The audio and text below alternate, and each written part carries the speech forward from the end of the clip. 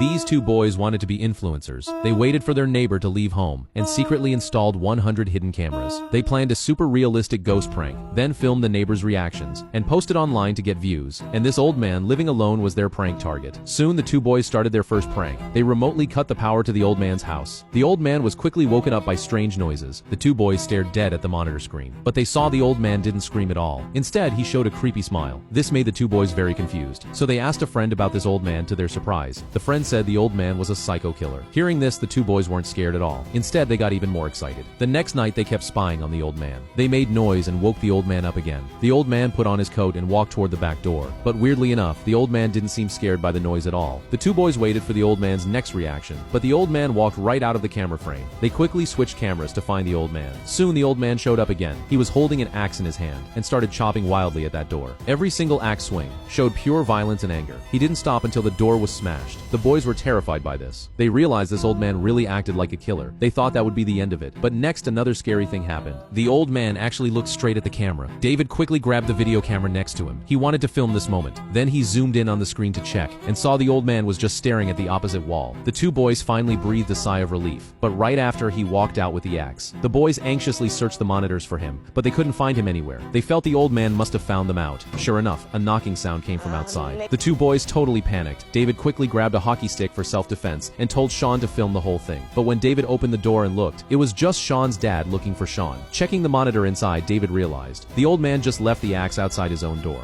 Right now, the old man was lying on the couch resting. Soon the two boys started their third prank. Since the first two times failed, this time they used a much creepier trick. While the old man was still sleeping, they remotely turned on the old man's old stereo. Sure enough, the singing woke the sleeping old man up. The two boys stared dead at the monitor screen, expecting him to be terrified. But to their surprise, he just glanced at that room and walked right back to the living room. Until the next day, Sean found something weird. The old man went into the basement at night and didn't come out until the next morning. This meant he stayed down there for 7 hours. The two boys suspected scary things were hidden inside. A few days later, the two boys set up their last prank. They prepped the old man's window glass beforehand and coated it with a chemical liquid. Soon the old man was woken up by the noise. He got up and put on a blanket. Then he walked quickly to the hallway, but saw the thermometer dropping. The old man thought the device was broken, but just 2 seconds later, the bedroom glass shattered all over the floor. Hearing this, he immediately ran back, looking at the inexplicably shattered window. The old man wasn't scared at all. Instead, he took off his coat and walked to the mirror. He picked up a comb and kept combing his hair. Right after that, he walked to the basement again. The two boys had absolutely no idea what he was actually doing down there and over the next few days. The old man's behavior got weirder and weirder. He frequently went in and out of the basement by day. By now, they were even more sure he was a killer. They even suspected victims were hidden in the basement. To find out the truth, they discussed putting a bug at his door, then calling the cops to search the basement. Soon, the two boys split up to take action. Sean watched the old man on the monitor, but right at this moment, the camera signal cut out for a few seconds. When Sean looked at the screen again, the old man was already walking toward the front door. Even worse, David outside happened to knock over a water jug. This sound immediately caught his attention. Luckily, the old man didn't spot David. When night came, the two boys called the cops.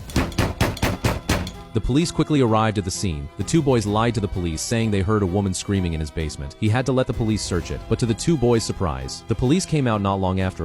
You didn't find anything? He wasn't looking hard enough. A week later, his cat knocked down a hidden camera. The boys realized things were bad. At this moment, the camera was lying on the floor, and it was covered in their fingerprints. If the old man found it, their plan would be completely exposed. They might even get hunted down by him. Right then, David thought of an idea. He wanted to use the time the old man was sleeping to sneak in and take the camera back. Soon, David sneaked over by himself. Sean watched the old man on the monitor. Not long after, David successfully opened the door. Then he walked toward the camera. Sean stared dead at the screen. Luckily, David found the camera, but right when David was leaving, he found the basement door was actually unlocked. So David curiously walked inside.